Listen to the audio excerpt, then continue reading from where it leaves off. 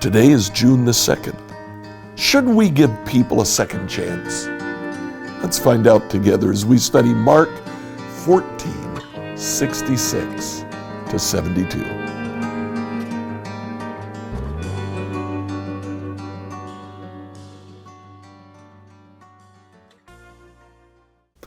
So in the passage that we saw yesterday, they find Jesus guilty of blasphemy on trumped-up charges, and they take him out now to Pilate, who is the only one who can actually convict him and sentence him to die. Verse 66, as all of this is going on, Peter was in the courtyard below. One of the servant girls who worked for the high priest came by and noticed Peter warming himself at the fire. She looked at him closely and said, "You're one of those with Jesus of Nazareth." But Peter denied it. "I don't know what you're talking about," he said. He went out in the entryway, and just then, a rooster crowed.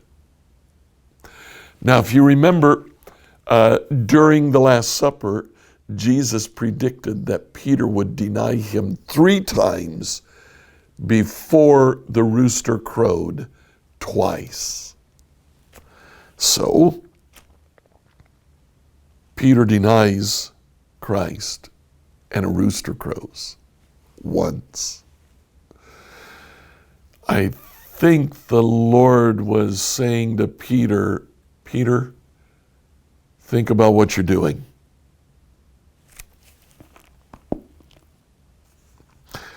Verse 69, when the servant girl saw him standing there, she began telling the others, "This man is definitely one of them." But Peter denied it again. Second time, Peter denies Christ. Now, at the end of the first time, the rooster crowed once. Is the Lord giving Peter a second chance? He blows it.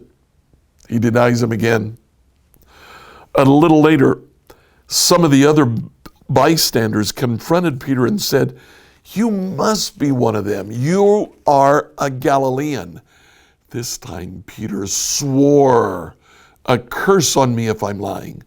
I don't know this man you're talking about." And immediately the rooster crowed the second time. Peter has now denied Jesus 3 times, and the rooster crows twice. Jesus' prophecy is fulfilled. It's complete. Peter has denied the Lord that he said he would die with. He was brave enough even to go to the high priest's house following Jesus. But when it came right down to it, he denied Jesus. Suddenly, Jesus' words flashed through Peter's mind. "Before the rooster crows twice, you will deny me 3 times that you even know me." And Peter broke down and wept. The verb used for weeping here is used usually at funerals, but it's also used in condemnation when Jesus describes Hades, Gehenna. He says there will be weeping and gnashing of teeth. This is not Peter going out and getting a little misty-eyed.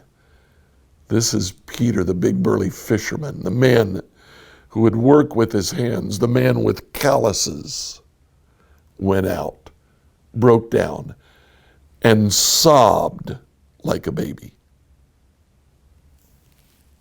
He was torn apart. So what happened? Interestingly, in the book of Luke,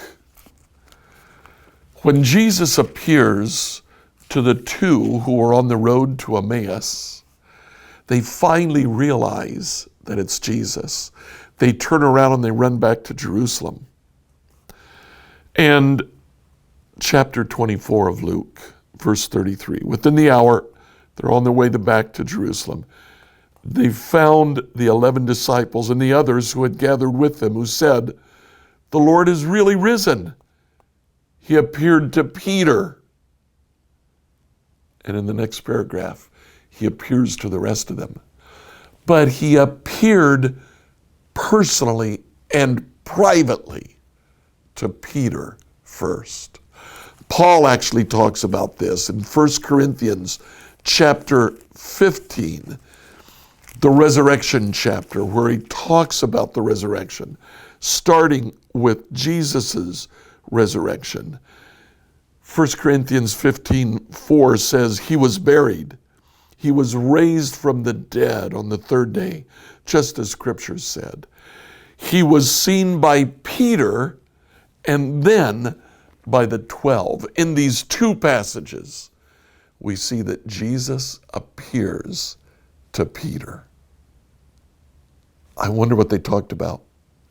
Jesus, in his resurrected body, singles out Peter, and he appears to Peter so he can have private words with Peter. He didn't want to talk to him in front of the other 10 who were left. What do you think they talked about? I think we know what they talked about. Peter had denied Jesus. Jesus goes to Peter, and he gives the men who denied him a second chance. Second chances.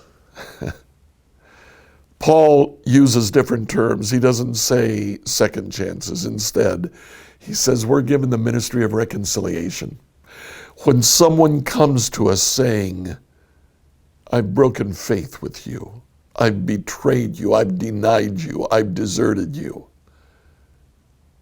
we give them a second chance. Should we give people a second chance? Yeah. Not because they deserve it, but because God gave us a second chance. What about you?